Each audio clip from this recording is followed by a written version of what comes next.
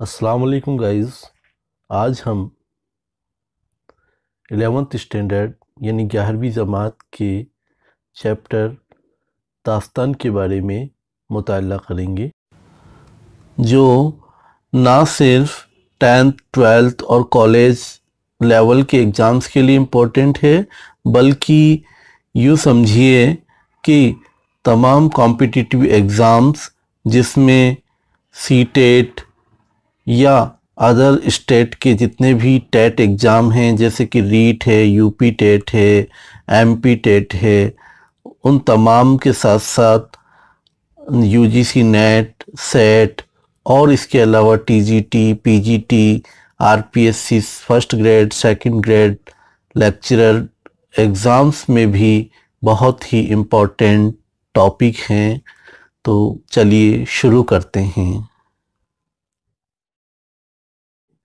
दास्तान आम तौर पर एक ऐसे तवील यानी लंबे और मुसलसल यानी कंटिन्यूटी वाले या लगातार चलने वाले किस्से को कहते हैं, जिसमें वाक़यात को पुरकशिश अंदाज में, पुरकशिश यानी आकर्षित करने वाले अंदाज में, कशिश मतलब होता है खींचना, यानी खिंचाव वाले अंदाज, यानी कि पुरकशिश अंदाज यानी आकर्षित करने वाले अंदाज में इस तरह पेश किया गया हो कि पढ़ने वाले की दिलचस्पी और तजस्सुस बरकरार रहे। तजस्सुस यानी यहाँ होता है ख्याल या तख़य्युल, और वो ये सोचता रहे कि अब क्या होगा। दास्तान में आम वाक़यात के अलावा माफ़ुकुल फ़ितरत वाक़यात भी पेश किए जाते हैं। माफ़ुकुल फ़ितरत इससे मतलब है जो फ़ितरत से हटके हों, यानी कुछ ऐसे सुपरनेचुरल बातें या अलौकिक बातें, उन्हें भी, या ऐसे वाक़े उन्हें भी दास्तान में पेश किया जाता है। इसमें जिन, परी और देव वगैरह के हैरत अंगेज़ कारनामे और ऐसे हादसात जो इंसानी फ़ितरत से बईद हो, यानी इंसानी फ़ितरत से हटके हो, उनसे दूर हो, बयान किए जाते हैं। हुस्न व इश्क की रंगीन बातें, शहजादों परियों की मुलाकातें, इश्क की बातें, इश्क की बातों में छोटी बड़ी वारदातें, पेचीदगियाँ, उलझनें, पेचीदगियाँ मतलब उलझावपना, मुश्किलें और उलझनें, हैरत व इस्तिअज़ाब के तवील सिलसिले, ज़बान व बयान की दिलकशी और लताफ़त दास्तान के वो लाज़मी अज्जा हैं जो क़ारी के लिए दिलचस्पी व दिलबस्तगी और मसरत का सामान फराहम करते हैं। अब यहाँ हैरत व इस्तिअज़ाब से मतलब है ताज्जुब करने वाली, यानी हैरत में डालने वाले वाक़यों के तवील सिलसिले, और ज़बान व बयान की दिलकशी यानी दिल को अच्छी लगने वाली, और लताफ़त दास्तान यानी दास्तान की लताफ़त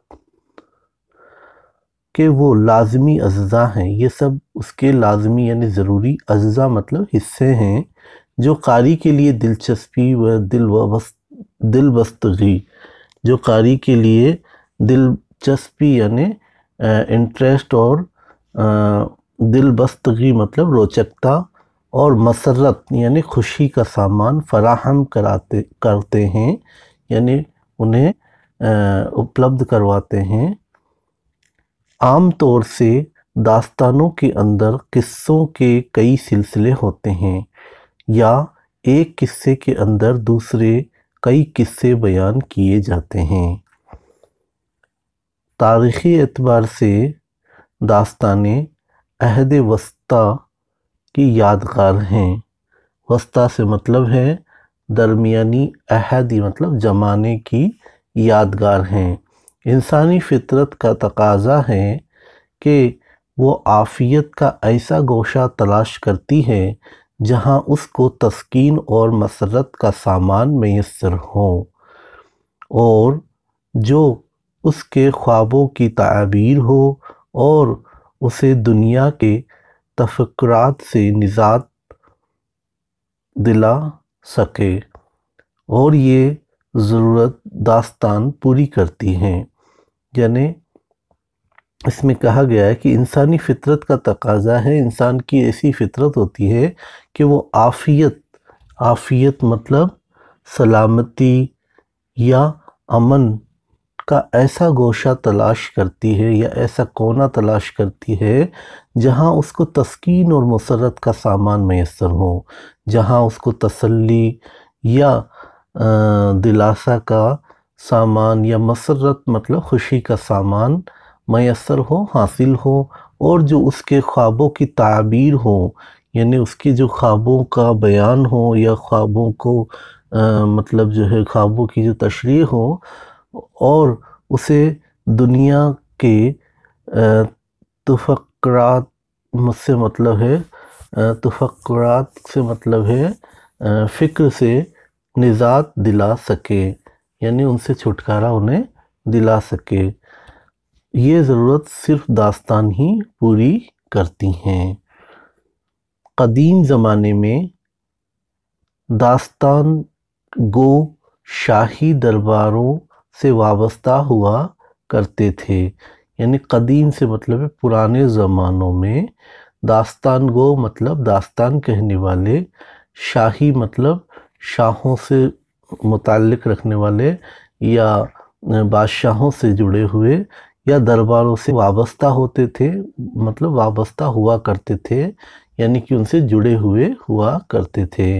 وہ داستانیں سنا کر بادشاہوں کا دل بہلاتے تھے۔ داستانیں سننے اور سنانے کا رواج عوام میں عام تھا۔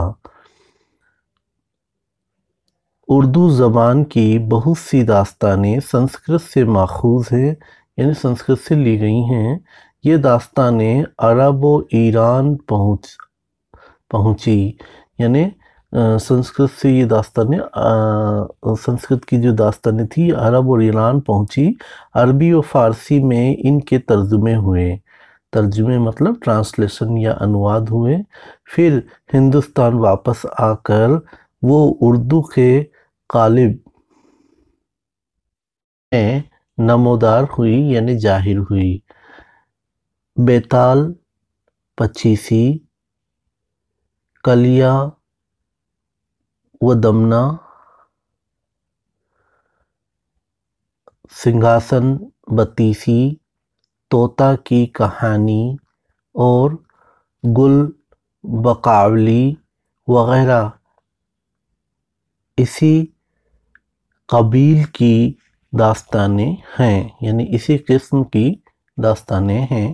کچھ داستانیں ایسی بھی ہیں جو عرب و ایران میں پیدا ہوئیں، ہندوستان آئی اور یہاں ان کے ترجمے ہوئے، مثلاً صبرس، الف لیلا وغیرہ۔ ان کے علاوہ کچھ داستانیں ایسی بھی ہیں جو شاید ایران سے آئی ہوں لیکن ہندوستان میں زبانی طور پر سنانے کے دوران بہت بدل گئیں اور انہوں نے مقامی رنگ اختیار کر لیا۔ ان میں داستان امیر حمزہ اور خاص کر اس کی ایک طویل داستان طلسم ہوشربا بہت مشہور و مقبول ہے۔ میر امن کی باغ و بہار بھی اسی سے ماخوذ تھی یا اسی سے لی گئی تھی، لیکن دراصل واستو میں اردو کی داستان بن کر بے حد مقبول ہوئیں۔ یعنی جب ایک طرح سے لی تو وہیں سے گئی تھی، لیکن جب اردو میں اس کا ترجمہ کیا گیا تو یہ بے حد مقبول ہوئیں۔ کچھ داستانیں جیسے فسانہ عذائر، سرو سے سخن، رانی کیتکی کی کہانی وغیرہ اصلاً اردو ہی میں لکھی گئیں۔ یہ کتابیں اگرچہ داستان کی تعریف پر کما حقہ پوری نہیں اترتی، مگر داستانی عناصر کا غلبہ ہونے کی وجہ سے ان کو داستان ہی کہا جاتا ہے۔ اب یہاں جو لفظ آیا ہے کما حقہ پوری نہیں اترتی، تو یہاں کما حقہ سے مطلب ہے جیسا اس کا حق ہے اس کے مطابق پوری نہیں اترتی، یعنی ٹھیک ٹھیک پوری نہیں اترتی، مگر داستانی عناصر کا غلبہ ہونے کی وجہ سے، یعنی داستان کے عناصر عنصر کی جمع ہے، جس کا مطلب ہوتا ہے اصلی حصہ، یعنی اصلی حصوں کا داستان کے اصلی حصوں کا غلبہ ہونے کی وجہ سے، یعنی ان کے چھائے ہونے کی وجہ سے ان کو داستان ہی کہا جاتا ہے۔ پنڈت رتن ناتھ سرشار کی فسانہ آزاد نئے اور پرانے کے امتزاج کی، یعنی ان کے املگمیشن یا مشرن کی ایک دلچسپ مثال ہے، یعنی ایگزامپل ہے، کیونکہ یہ داستان کے طرز پر لکھی گئی مگر اسے ناول ہی کہا جاتا ہے۔